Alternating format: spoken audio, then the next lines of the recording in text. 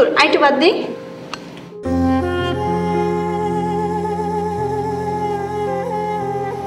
আলহামদুলিল্লাহ, খাবার খুবই মজা হয়েছে। আপনি যে প্লেটে সব কটা খাবার কাঁচায় খেলেন এর জন্য আর কি সারতেছি। শোনো, প্লেটের সম্পূর্ণ খাবার শেষ করতে হয়, এটাকে কি বলে? বরকতি খাওয়ানো বলে।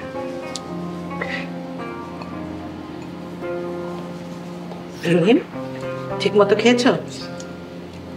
জি আলহামদুলিল্লাহ ম্যাডাম, খাইছি। মানে এত মজার খাবার আমি জীবনে কখনো খাই নাই। প্রতিদিন পড়াতে আসলে তুমি ভাত খেয়ে যাবে। ম্যাডাম মাফ করবেন, কিন্তু প্রতিদিন তো খেতে পারবো।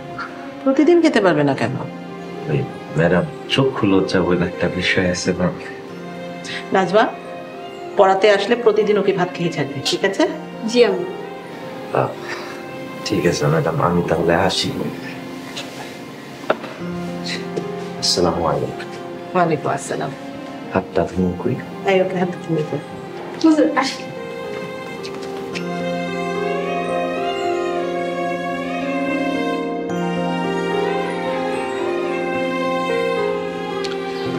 আসসালামু আলাইকুম ম্যাডাম। ওয়ালাইকুম আসসালাম, বসুন। তো ম্যানেজার সাহেব, অফিস বিজনেসের কি অবস্থা? এই ভালো আবার ভালো না। মানে পরিষ্কার করে বলুন। খুশির খবর হচ্ছে আমরা 5 কোটি টাকার একটা প্রজেক্ট পেয়েছি। আলহামদুলিল্লাহ। আর খারাপ খবরটা? খারাপ খবরটা হচ্ছে আপনার 2 মেয়ের জামাই অনেক কিছু করে, কিন্তু আমাকে কিছুই জানায় না। মানে? আসলে ম্যাডাম, তারা এটা সেটার কথা বলে অফিসের টাকা খরচ করে, যা আমাদের বিজনেসের জন্য খুবই হার্মফুল। আপনি কিছু বলেন না? আসলে ম্যাডাম, ওনারা আমার কোনো কমান্ড ফলো করেন না। ঠিক আছে ম্যানেজার সাহেব, আপনি যান। আসসালামু আলাইকুম। ওয়ালাইকুম আসসালাম।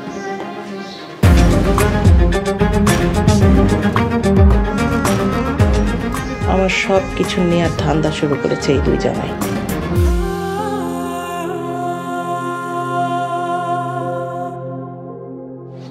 বাবু, তুমি আমাকে কবে বিয়ে করবে? আম্মুর জন্যই তো ঘর থেকে বেরোতে পারছি না। শোনো, যেভাবে হোক তুমি চলে আসো। আমি অনেক চেষ্টা করছি। আচ্ছা, আসার সময় তোমার যত অর্নামেন্টস আছে আর তোমার আম্মুর কাছে তো অনেক টাকা, কিছু টাকা পয়সা অর্নামেন্টস নিয়ে আসো। আমাদের একটা ভবিষ্যৎ আছে না? আচ্ছা আচ্ছা ঠিক আছে, আমি এখন পরে বলতে পারবো। কে কার সাথে কথা বলছিস? ফ্রেন্ডের সাথে। যাই হোক, শোন, তোর ভাইয়া তোর জন্য একটা ছেলের প্রপোজাল এনেছে। ছেলে লন্ডনে থাকে।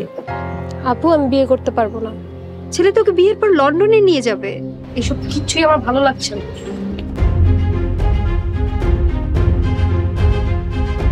যেভাবেই হোক এই ছেলের সাথে তোকে বিয়ে দিয়ে তোকে লন্ডন পাঠাতেই হবে। তারপর এই পুরো বাড়িটা আমি দখল করব।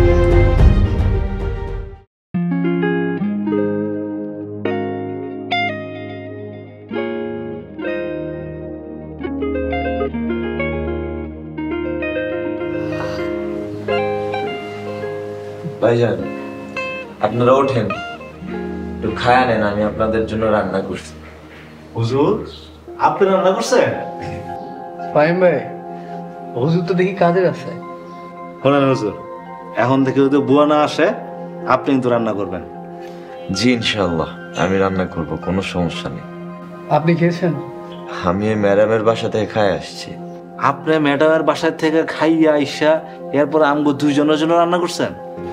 জি ভাই, আপনারা না খেয়ে আছেন, এটা আমার দায়িত্ব। আপনি আসলে অনেক ভালো মানুষ। যান, আপনারা এখন পেট ভরে খায় আসেন, কিন্তু ফোনটা রাইখা যান, খাওয়ার সময় ফোন চালাবেন। ঠিক আছে, ফোন রেখে যাচ্ছি। চলো চল, হুজুর আজকে সেই কাজ করে ভালো লাগলো। আল্লাহ আল্লাহ আল্লাহ, তুমি এদেরকে হেদায়েত দান করে।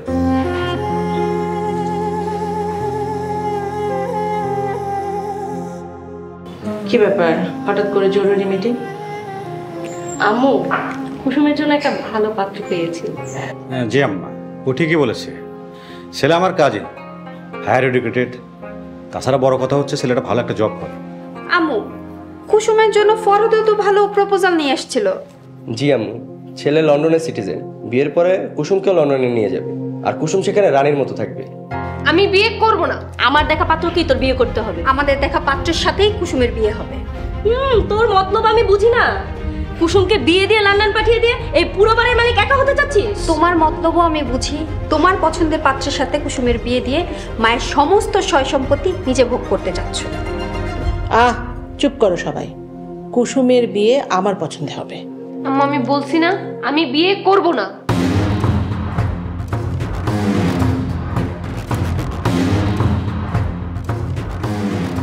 বড় জামাই মেজো জামাই কাল থেকে অফিসের সব হিসাব আমাকে দেবে।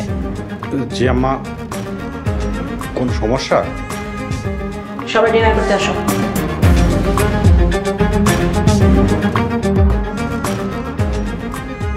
এখন মার পছন্দে কুসুমকে বিয়ে দিবে, কি করবি এখন?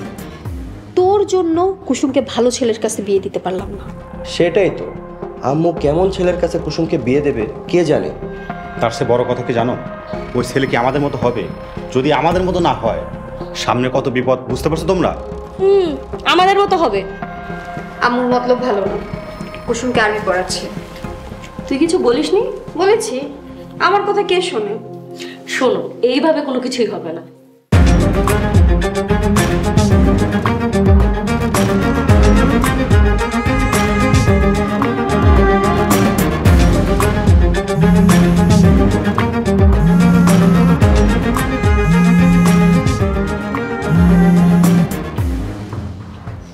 হ্যাঁ বেবি বলো। তুমি কি করে বুঝলে যে আমি কল করছি? তুমি ছাড়া তো আমাকে আর কেউ ফোন করে না। আচ্ছা শোনো,